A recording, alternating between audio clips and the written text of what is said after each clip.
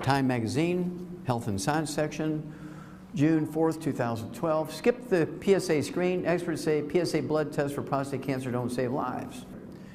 Richard Ablin, the scientist who discovered the PSA test, calls the testing's widespread use a public health disaster because it gives a 98% false positive, gives the doctors permission to kill you.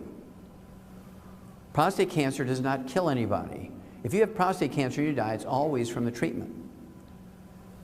It never goes to your liver, your lungs, your brain. It never kills you. It goes regionally. It'll go into your pelvic bones, your lumbar vertebrae, and your leg bones, but that's it. Probably 90% of all men who die over the age of 85 have prostate cancer. It's usually the size of the head of a pin, never left the prostate gland, but the PSA test is like 100 instead of below 5 like it's supposed to be. Oh my God. You got to get treatment here. You're dead. Anything on for the prostate? Yes. There's two things you have to worry about the prostate. One is enlargement. You get up at night to take a pee. You have a struggle getting the stream going. You have to urinate and all kinds of stuff like that. And there's prostate cancer. I'll start out with prostate cancer. Nobody ever dies from prostate cancer. It never kills you. When you get treated for prostate cancer, it's always the treatment that kills you. Prostate cancer will never kill you. It never goes to your liver, your lungs, your brain. It goes regionally to your bones, your pelvis, your thigh bones, your femurs, your vertebrae. Kind of goes into this area here, but never goes to an organ where it's going to kill you. It's the treatment that always kills you. So even the FDA says, oops, you may want to reconsider treatment for prostate cancer. But doctors who are oncologists, they keep pushing it because that's how they make their money. That's how they pay the tuition for their kids to go to Harvard. They don't have to get student loans, right? 85% of the men who die after 85 have prostate cancer. It's usually the size of the head of a pin. Has not metastasized anywhere. The PSA is like 12 and so forth. They've got prostate cancer, but it doesn't go anywhere. They die of a heart attack while they're having sex with a 20-year-old. You know, that kind of stuff.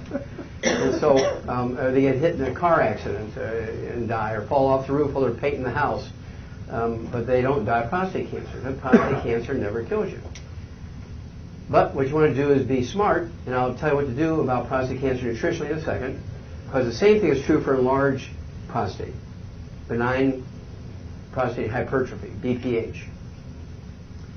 And this is actually caused by nutritional deficiency. What happens to your thyroid gland when you're deficient in iodine? Does it shrink or get bigger? It gets bigger. You get a goiter. So when you're deficient in iodine, your thyroid gland gets big. What happens to your prostate gland when you're deficient in selenium? It gets big. See, so selenium deficiency causes benign prostate hypertrophy. So, you take the 90 essential nutrients. If you're a man, I take extra selenium for that very reason. I don't have time to stand in front of a toilet for 5 minutes to get a stream going.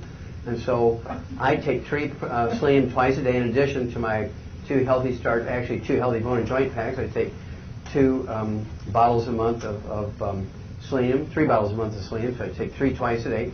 I also take Prostate, which is a blend of Asian, African, and North American herbs, which will shrink your prostate gland, even if it's already enlarged, and support normal function of the prostate gland. So I take 3 of those twice a day. That's 2 bottles of that a month. Yes, ma'am. Dr. Wallach, our new thing that's coming out tomorrow, how many would a person take if they already have a cancer problem, pancreas cancer? How many would they take? If a person already has a cancer problem, I would kind of double or triple the dose, because this stuff is designed to knock off the bad cells and support longevity and health of the good cells, and sort of crowd out the bad stuff, right? Depending on what they weigh, I'd have them take 2 Healthy Start packs per month. If they weigh 150 to 220 pounds. If they weigh 300 pounds, it would be 3 Healthy Start packs. They need 3 selenium twice a day for 100 pounds of body weight.